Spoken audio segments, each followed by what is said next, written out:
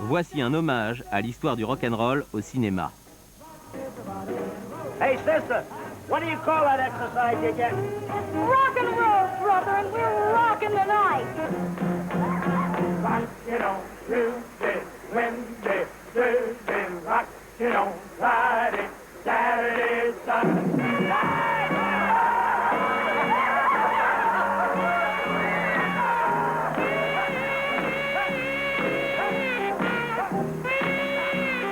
But you're never gonna stop rock and roll, don't you know that? En 1951, un disque jockey de 29 ans du nom de Bill Haley connaît un succès mitigé au sein de son groupe les Down Homers. À leur début, ceux-ci enregistrent principalement du hillbilly et des reprises de tubes de musique country and western. Le groupe change plusieurs fois de nom avant de choisir finalement en 1952 Bill Haley et les Comets. À la même époque, leur style commence à changer. Haley ayant décidé de combiner de la musique country et du rhythm and blues pour créer un style plus lisse, plus rapide et plus entraînant. Il l'ignore encore, mais ce sont les débuts d'un nouveau style musical dont les vibrations se propageront bientôt à travers le monde entier. En 1954, il enregistre Rock Around the Clock. 1, 2, 3 o'clock, 4 o'clock, rock. Le disque se vend plutôt mal et semble condamné à ne jamais sortir de l'ombre. Mais à Hollywood, en Californie, une personne l'a remarqué. À cette époque, le réalisateur Richard Brooks s'apprête à tourner Graines de violence, un film dans lequel un directeur d'école, interprété par Glenn Ford, affronte une bande de délinquants juvéniles dans un quartier défavorisé. Brooks trouve que la chanson s'accorde bien avec le ton révolté du film. You are now listening to Rock Around the Clock. This is the theme music from MGM's sensational new picture, Blackboard Jungle. Many people said the story could not, must not, dared not be shown. It packs a brass-knuckle punch in its startling revelation of those teenage savages who turned big city schools into a clawing jungle. Don't miss it. The first use of rock and roll in film was this movie Blackboard Jungle. And that movie actually caused riots in Europe. The movie started with Rock Around the Clock. You know, it's like that 1, 2, 3 o'clock, 4 o'clock rock. It was such a driven sound, and it was like a professional movie that didn't rely on rock and roll or didn't rely on camera rock and roll, but the rock and roll soundtrack is what drove that movie. And the good news was that basically it brought rock and roll around the world instantly, and the bad news was that because the movie was about juvenile delinquents, it basically irrevocably tied rock and roll to juvenile delinquency, which was an unfair rap. Graines de violence donne un second souffle à la chanson. Bientôt, Rock Around the Clock figure parmi les meilleures ventes. Dans les cinémas américains, les adolescents sont déchaînés. C'est la première fois qu'une musique de film a un tel impact social. Rock and roll is cool, Daddy, and you know it. That music sends me, man. It sends me. You guys dig that music all the way. That was crazy music, man. That sends me, Jack. The Moondog Show. Hi, everybody. How y'all? This is yours truly, Alan Freed, welcoming you to the Big Beat. Le rock'n'roll avait pris. L'homme qui crée l'étincelle puis attise les flammes, c'est Alan Freed, un disque jockey de Cleveland. Tout a commencé en effet à la radio WJW de Cleveland. Dans son émission intitulée Le Moondog Show, Freed diffuse des morceaux de rhythm and blues noirs à l'intention de son public, majoritairement blanc. L'émission connaît un succès immense. Freed est le visionnaire qui transformera presque à lui tout seul les goûts musicaux des Américains en s'adressant simultanément à un public noir et blanc. Freed reçoit un coup de fil de New York et c'est l'occasion de toucher un public encore plus large. Son émission sous le bras, il part pour les studios de la radio 1010 WINS. Freed trouve un moyen de faire avancer les choses encore plus rapidement. Il se met à produire des concerts dans les cinémas avec les plus grands groupes de rhythm and blues de l'époque, ancêtres du rock'n'roll. Luckily, I was in New York in 1957 and got to go to a couple of the Alan Freed rock shows. And I remember the first one was Buddy Holly, Clyde McPhatter, Big Joe Turner, Johnny and Joe, the Everly Brothers. I mean, it was an amazing show. And that was my first experience with a major interracial situation. The audience basically was about half black and half white, and that was my first experience of being around a lot of black people, and it was a pleasure. We were all just kids. I mean, there was never one racial incident. I mean, we were all just kids who loved rock and roll, and it was like, I mean, that taught me a lot. Now, one of the most fabulous of all rock and roll acts, here are the Manière.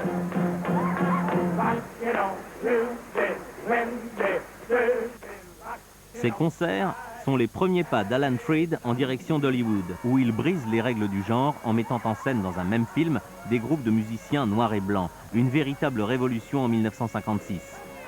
Nail down the roof, gang, because here's a new act that could blow it right off. The sensational Jimmy Cabello and his house rockers and the Big Beat. Les films de rock'n'roll d'Alan Freed font grimper les ventes de disques, tout en remplissant les salles de cinéma. Mais tout le monde n'apprécie pas ce phénomène. Certains groupes religieux considèrent le rock'n'roll comme une menace pour la bonne morale. This rock and roll rhythm is filled with dynamite. I know the evil feeling that you feel when you sing it. I know the lost position that you get into in the beat. Well, if you talk to the average teenager of today and you ask them what it is about rock and roll music that they like, and the first thing they'll say is the beat, the beat, the beat. En 1978, le film American Hot Wax présente Freed comme un héros. Et la légende du rock Chuck Berry tient à y faire une apparition en mémoire de son vieil ami. 1959. The battleground was rock and roll, and a disc jockey named Alan Freed lit the fuse that ignited a nation.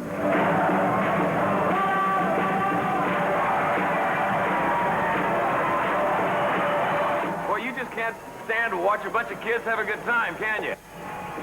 Yes, I actually worked on the bio based on Alan Freed. It was called American Hot Wax. And it was a flawed movie, but actually better than most. I think in retrospect it holds up pretty well. I think it does capture the essence of rock and roll. I don't think it really captures the essence of Alan Freed. So basically they used Alan Freed to take the fall for all of rock and roll. And it did break his spirit. Basically, he lost his job in New York and had to keep taking smaller and smaller jobs, and he basically drank himself to death. Look, you can close the show. You can stop me. But you're never going to stop rock and roll, don't you know that? It was the beginning of an era. You should have been there. American Hot Wax. Here is the greatest collection of rock and roll stars in the sizzle and bounce business. See you later, alligator. After a while, crocodile. Peu de temps après le succès phénoménal de Graines de violence, Alley et les Comètes enregistrent See You Later, Alligator, qui figure dans le film intitulé Rock Around the Clock, en français Rock'n'Roll. Alan Freed y joue le rôle d'un manager de big band qui prend en charge un petit groupe méconnu et le propulse au sommet de la gloire grâce à la magie du rock'n'roll. Alley et les Comètes y incarnent le groupe en question et jouent 6 des chansons du film. D'autres groupes connaissent un succès immédiat grâce à de brèves apparitions dans le film, notamment les Platters, avec l'un de leurs grands classiques. Tourné avec un budget dérisoire et ne dépassant pas 76 minutes, le film Rock Around the Clock doit son succès davantage au talent musical de ceux qui y figurent qu'à l'intrigue elle-même. L'influence d'Hollywood ne se limite pas aux États-Unis. L'impact du rock'n'roll est ressenti à l'échelle internationale. Ces films de rock permettent à la musique de se propager comme une traînée de poudre. Well, we quite often have people come to meet us like that, but I think this was the most enthusiastic reception I've ever seen. Do you get a lift yourself when you hear rock and roll music? Well, yes, I would say that, John. It makes me feel sort of happy, and I enjoy playing it very much. Bill Haley had the advantage of being the first spokesman, even though he looked like the grandfather of rock and roll. Unfortunately, he was the forefather, at least as far as appearances go. And so he really did generate a lot of excitement. He was the first rock and roller that most Europeans saw. And when he played Germany, I mean, there were riots.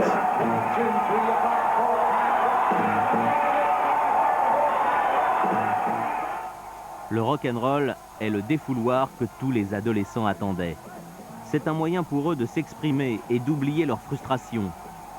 Ils peuvent enfin s'identifier à quelque chose. Ils ont enfin quelque chose qui n'appartient qu'à eux, un monde duquel les adultes sont exclus. Parfois, leur enthousiasme prend des proportions démesurées.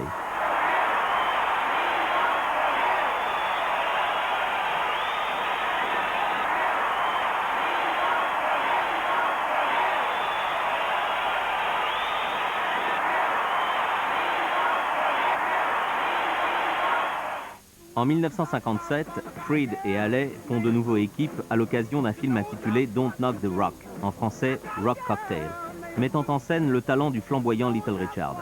Little Richard was out of New Orleans, and he basically, as he built himself, he was the king and the queen of rock and roll. I think he was the first rock star, either be publicly gay or pretend to be publicly gay.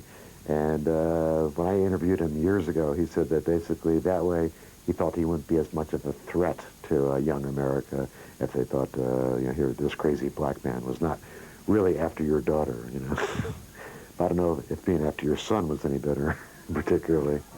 He wrote his own material, was a brilliant pianist, and possibly could be the best, one of the, if not the best showman of rock and roll, one of the best. Les studios d'Hollywood se mettent à produire des films de rock à un rythme frénétique. Une fois de plus, c'est Alan Freed qui ouvre la voie avec le premier vrai film de rock and roll, Rock, Rock, Rock.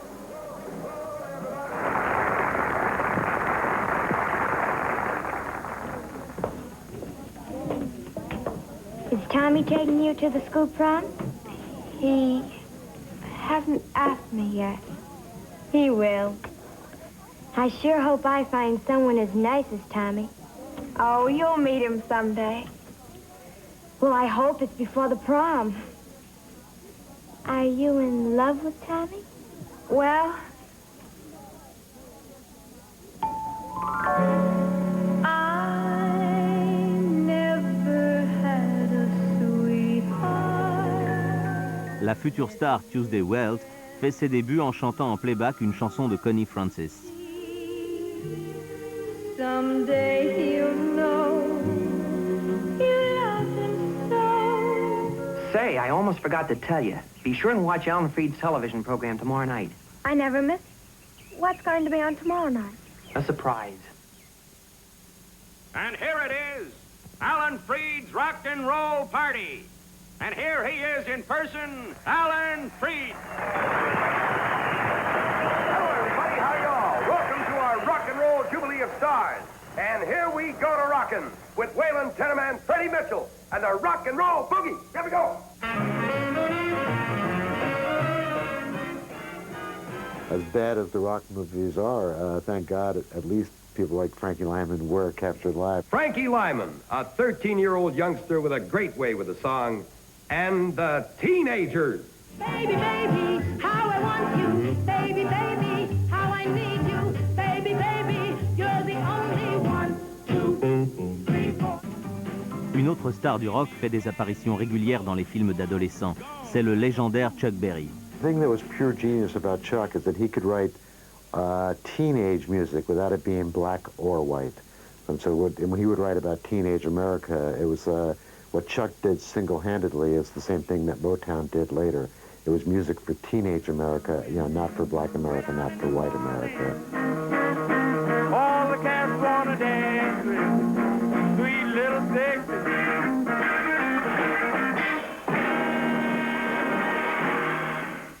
Like a one-eyed cat peeping in a seafood store.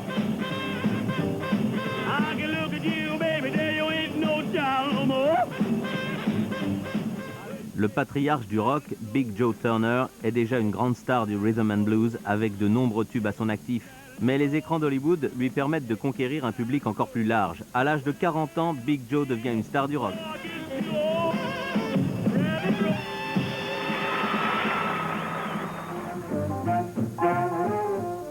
Allen ne connaîtra jamais un succès aussi grand qu'avec Rock Around the Clock. Dès le départ, il n'a pas l'étoffe d'une star du rock et à partir de 1957, cela devient une évidence. Il ne fait pas le poids face aux nouveaux visages qui débarquent dans le monde du rock'n'roll, notamment celui d'un jeune homme originaire de Memphis du nom d'Elvis Presley. Le colonel Tom Parker, un ancien organisateur de carnaval, fait des pieds et des mains pour devenir le manager d'Elvis. Il a recours à des méthodes douteuses pour gérer une carrière qui éclipsera toutes les autres dans le monde musical. Avec sa banane noire, son sourire insolent et ses déhanchements provocateurs, il était inévitable que le talent d'Elvis ne le conduise pas un jour à Hollywood. Cet ancien dresseur de chiens et animateur de foire va devenir un homme très riche et très puissant. Colonel Parker took over managing Elvis, that Elvis really became a national phenomenon because Colonel Parker took him off of Sun Records and put him on RCA, gave him incredible TV exposure. We'd like at this time to introduce you to a young fellow who, like many performers, Johnny Ray among them, come up out of nowhere to be overnight very big stars. This young fellow we saw for the first time while making a movie short. We think tonight that he's going to make television history for you. We'd like you to meet him now, Elvis Presley, and here he is.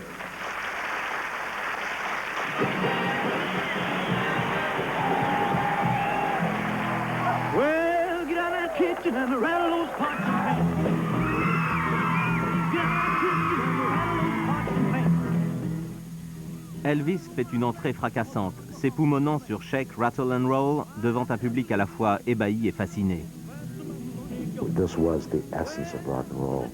I mean, a lot of people, in retrospect, attack Elvis for stealing the black music and making it white, but that's as insane as saying the Rolling Stones added nothing. I mean, basically, Elvis Presley, basically, I say, had a black soul with a white face. I mean, he took music and they took it further than anybody had up till then. It was just awesome to watch. It was like an uncaged animal.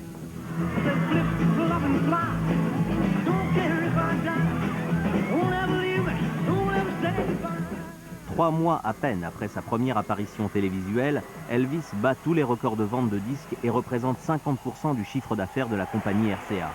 He used to talk about James Dean. Both liked Jimmy Dean a lot. And he knew then that someday he was going to be an actor, and he wanted to be an actor like Jimmy Dean. I would like to say right now that the people over 20th Century Fox have really been wonderful. All the great stars in the cast, the director and the producers. This is our first picture. Speed.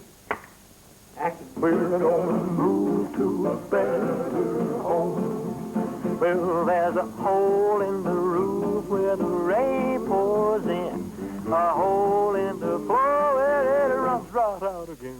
Love me tender, love me dear. Tell me you are mine. I remember seeing Love Me Tender, and it was really hysterical because when Elvis dies at the end, all the males in the audience cheered and all the girls were crying. There was a real schism between the Elvis Presley fanatics. And I remember getting into fights in high school saying, well, I like Elvis Presley, and I actually get into fist fights over it because, you know, a real man wasn't supposed to admit he liked Elvis. That was just for the girls. Elvis devient une authentique star de cinéma avec son premier rôle dans Love Me Tender, en français Le Cavalier du Crépuscule. À l'origine, le film devait s'appeler The Reno Brothers, mais après avoir entendu Elvis chanter Love Me Tender, les producteurs changent spontanément le titre. Les critiques taxent le jeu d'Elvis de rigide et de limité, mais chez les fans du rocker, le film fait l'unanimité. 3 jours après sa sortie, le film a remporté autant d'argent qu'il en a coûté. Une grande première dans l'histoire d'Hollywood. Qu'il soit bon acteur ou non, Hollywood a décidé de miser sur lui.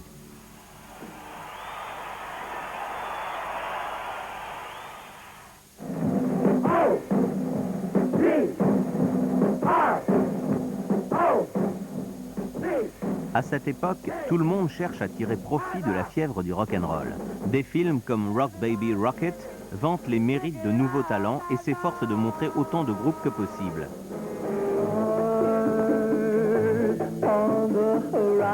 There's this movie Rock Baby Rocket, which I believe wasn't shot, I don't think it was shot in Memphis. I think it was shot on a soundstage in Dallas, I believe. It was definitely in Texas. And I think it was just about a one-day shoot where they did everything on this one soundstage with absolutely no locations. Everybody roogie-doogie all around roogie-doogie. The other groups in the movie, I, as an expert, never even heard of. Give you all my money, I give you all my love. I never leave you, baby. I'll forever talk about lovely baby. Rock Baby Rocket bat tous les records d'audace en présentant non pas le King lui-même, mais la présidente de son fan club, Kay Wheeler, en train de faire un numéro. It's a horrible movie, but the great thing about it is you do see some really wild rockabilly singing from Johnny Carroll. So it's worth it for that alone. I see my woman, don't you know?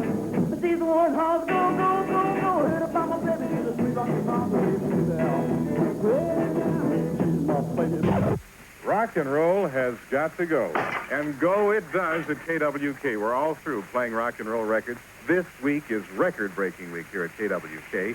And after this week, no more rock and roll will be played on the air.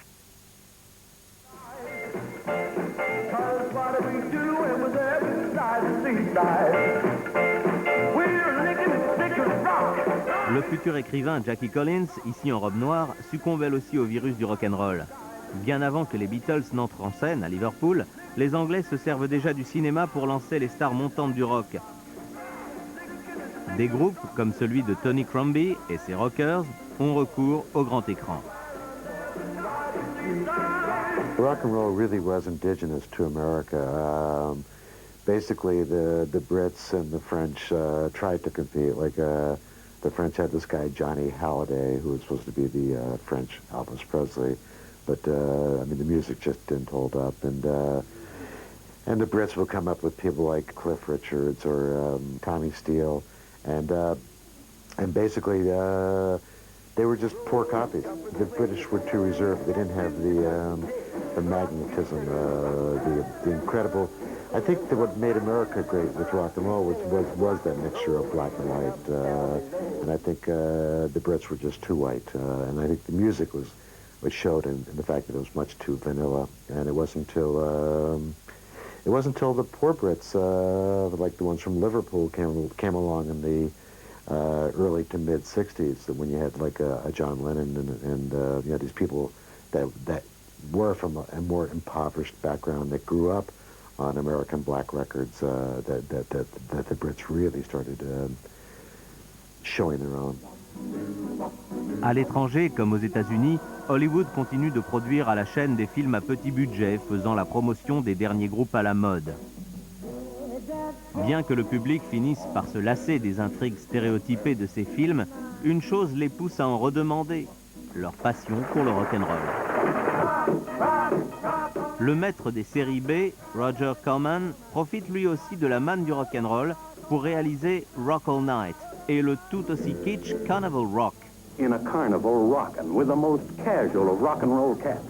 They live out triangles so sharp, it'll dig you deep.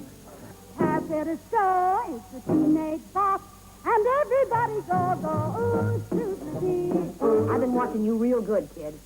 You got your eyes open for every pair of pants that walks by. You're just jealous because I've got two jobs.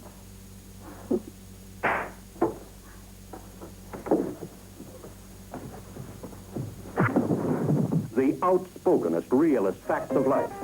Set to the songs of tomorrow's brightest rock and roll stars. Carnival Rock featured basically the only rock and roller was Bob Luman, who was doing straight rock and roll, and he went on to have a few rock hits and actually a couple of country hits. And David Houston became gigantic in country music later. We were riding around just digging the scene.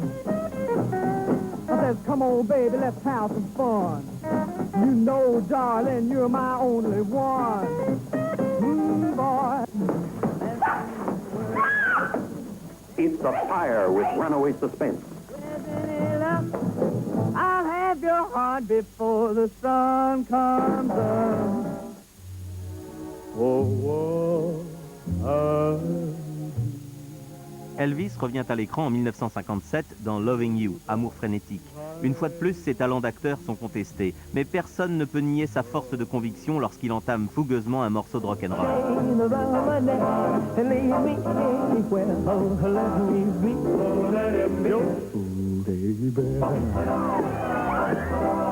Follow him through the barnstorming days and the one-night stand, the big moment when the girls discovered him and he discovered girls. See what happens when a down-to-earth kid goes too high, too fast. It's not my future you care about, it's yours. It's what I can do for you. You don't care about me or Tex or anybody, just yourself. You've got 15 minutes to get on that stage and find out if you've even got a future. Loving You was the essence of a great rock and roll movie. I mean, he played this character, Deke Rivers, this poor kid who, works his way up through rock and roll and then gets attacked attacked for being too overtly sexual on stage, and then he goes on national TV to defend himself, and then does the most overtly sexual number you've ever seen on camera.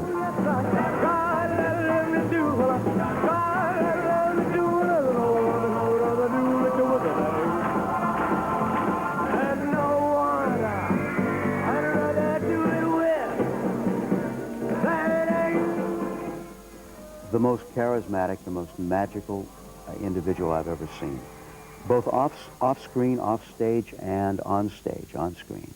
He's the kind of person that could not walk into a room and not stop whatever was happening in that room. Every person, whether it was a man or a woman, would turn and look at him. That magical, you know. There was something about him, and you can't really define it with any kind of vocabulary. We don't have the words that accurately tell you what that is. It's magic. Walking through a party in the county jail. The prison band was there, they began to wail. The band was jumping and the joint began to swing. You should have heard the knocked out jailbird sing. Let it rock. Everybody let it rock. Everybody in the whole jail block was dancing to the jailhouse rock. Vince Everett, dynamically portrayed by Elvis Presley, was a tough blackboard jungle kid. Jailhouse Rock is the astounding success story of this rebel with a voice that rocked the world. I guess it's just because you were so swell. Baby, I don't care. Jailhouse Rock is also the love story of this rebel. How dare you think such cheap tactics would work with me? I ain't tactics, honey. It's just the beast in me. The fires of violence still raged in Vince as he fought his way to fame and fortune in the exciting world of popular music. Don't leave me now. Jailhouse Rock was better acting and incredible choreography, a lot of which Elvis did himself. Some of the most complex dance scenes Elvis orchestrated totally on his Walking own. through a party in the county jail. The prison band was there, they began to wail. And then came Hollywood. No, Vince, let's try it again. Vince! How do you like our movie star, Peggy? He has adapted very quickly. Well, there's not much oxygen up where he is, and the man gets lightheaded. There comes a time when you got to take a hand in things, and that time is now. Don't push me. I'm gonna beat hell out of you. Don't try it. You're talking crazy, man. You know you got it coming, son. I said don't try. Dans le rock du bagne, Jailhouse Rock, Elvis a pour partenaire la jeune et prometteuse actrice Judy Tyler. Peu de temps après la fin du tournage, celle-ci trouve la mort dans un accident de voiture au cours de sa lune de miel. Elvis est bouleversé par la disparition de cette nouvelle amie, tout comme le sont des millions de spectateurs. The first 4 Elvis movies were surprisingly good.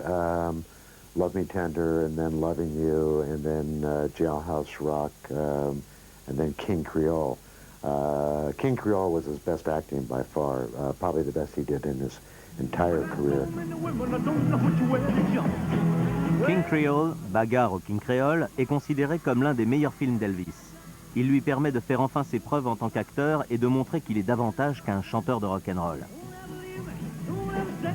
Elvis a par ailleurs le privilège d'être entouré des plus grands noms d'Hollywood, dont le célèbre réalisateur de Casablanca, Michael Curtiz. I would have loved to hear stories about Errol Flynn and Bogart, but Mr. Curtiz, he just said I looked fat. Well, I stayed off food and did diet pills for 2 weeks and lost 10 pounds.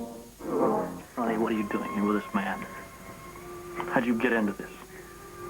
How do you get out? Oh, baby, tells you stay a while. Yeah. Well, I said I looked like a real actor. I told the colonel that's what I wanted to do. If rock and roll were to die out, then I'd try to keep on top in the pictures. That'd be my best chance. Boy, when I get out, after my first picture with Hal Wallace, it's the non-musicals for me. If he had gotten out there and if the first picture they gave him was like an actor's studio picture with Elia Kazan playing a very close James Dean kind of role, Elvis Presley would not only have been nominated, but he might have won the Academy Award, and he would have had a fantastic career as a serious actor. He was wonderful like that. We used to do scenes together in the dressing rooms and in the car driving places. He was absolutely a great actor. La sexy Mamie Van Doren se fait un nom en chauffant les écrans de dizaines de films de rock à petit budget. He's healthy and normal and full of fun. You know what I mean, too. Don't tell me you never rode a hot rod or had a late date in the second balcony. Or maybe you haven't. Yeah. Teenage movies, which has a big cult following now, especially in Europe. 40 ans plus tard, Mamie rock toujours. My brain, too much love drives a man insane. You broke my will, but what a thrill. Goodness gracious, great balls of fire. Shaking at the house too hot, bobbing at the house too hot. Well, everybody stopping, everybody hopping, bobbing at the house too hot. The High School Confidential was one of my favorites. Only there wasn't enough rock and roll in it, but it was actually better acting and a better plot than most. But just for that opening scene where they had Jerry Lee Lewis on the back of a flatbed truck doing High School Confidential, I mean, that opening shot is one of the best rock and roll pieces ever captured on film. You know, for a teacher, pretty cool. Why don't we cut out and go to your pad and live it up, huh? These are not underprivileged kids from broken homes. Actually, they're the overprivileged. Teenage rebels, too young to be careful, too tough to be afraid. High School Confidential, en français Jeunesse droguée, produit par la MGM, met en scène Van Doren, mais fait surtout entrer au panthéon du rock'n'roll Jerry Lee Lewis, The Killer. Quels que soient les courants musicaux qui suivront, Jerry Lee Lewis restera un rocker pur et dur.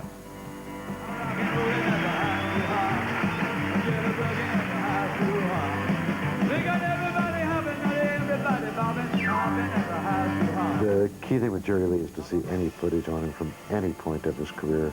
I mean, even when he was older.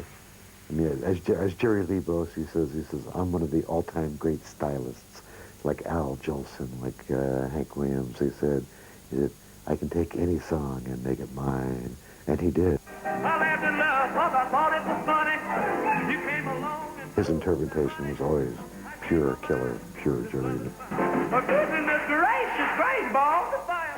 Dans Great Balls of Fire, l'acteur Dennis Quaid a le privilège d'incarner le scandaleux rocker à l'écran. I remember Great Balls of Fire when it came out. I was in the car with my dad. He turned it up. I was just jumping up and down the back seat. You know, music turned you on, you know what I mean? There's something about it that turned you on. Oh, baby, drive me crazy. A goodness gracious, great balls of fire.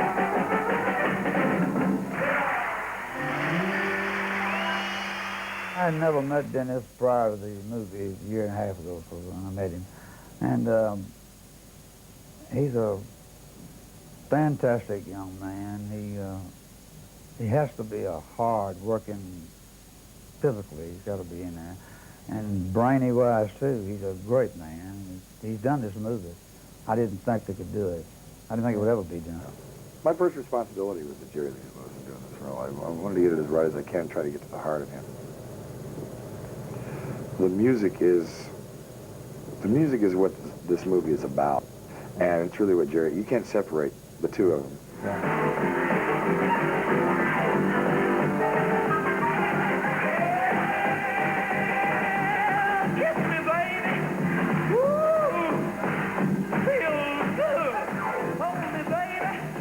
love country music. It's all right in its way, but God, there's no comparison with rock and roll. Dès le départ, Alan Freed insiste pour que les artistes jouent leur propre rôle dans les films. Mais certains trouvent que le rock va trop loin et veulent redorer son image en présentant des versions édulcorées des grands classiques du rock écrits par des artistes tels que Fats Domino et Little Richard.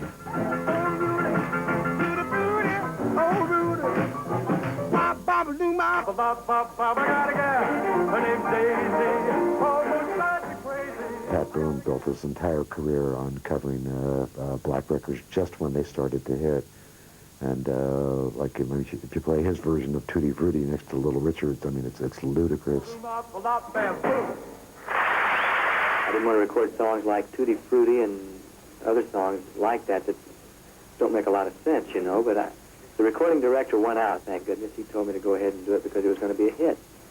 So I said, all right, I didn't believe it, but we went ahead and recorded it anyway. And it was a hit. It was a hit. You made me cry when you said goodbye, Santa King. My tears fell like rain. Ain't that a shame? You're the one to blame. How does rock and roll all get started anyway? Well, what they call rock and roll now is rhythm and blues. I've been playing for 15 years in New Orleans. You're the one to blame.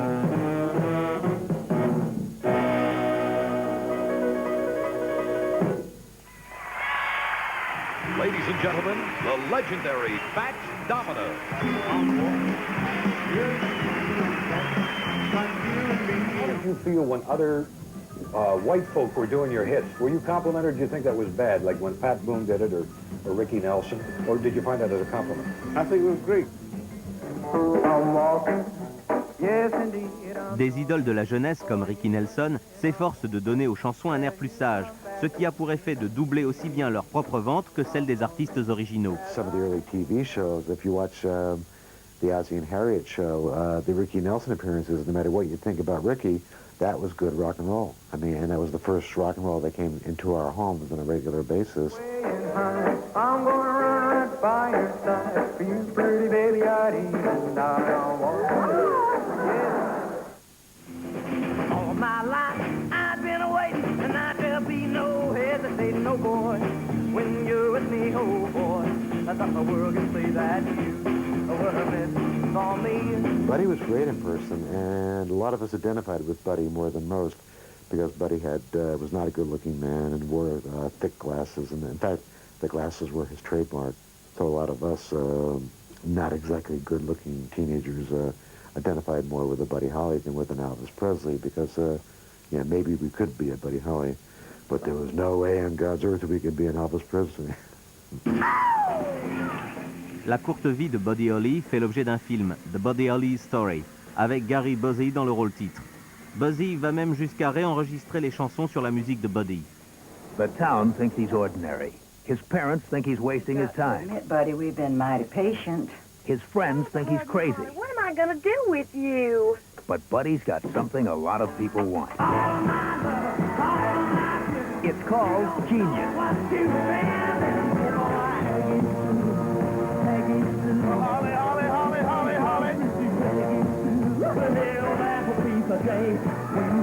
Don't say anything like Eddie. Come on! Come on up for real and not fade away. I think Gary Busey did a top-notch job. I remember some of the stupid reviewers attacking Busey by saying that Holly never danced around the stage like that. But I saw Buddy Holly live in '57, and Holly did have a long chord on the guitar, and he definitely danced from one side of the stage to the other. So much for the critics. The Buddy Holly Story. Well, I tried to show you, and you tried to make it back. You'll be laughing, crying, singing, and stomping your feet.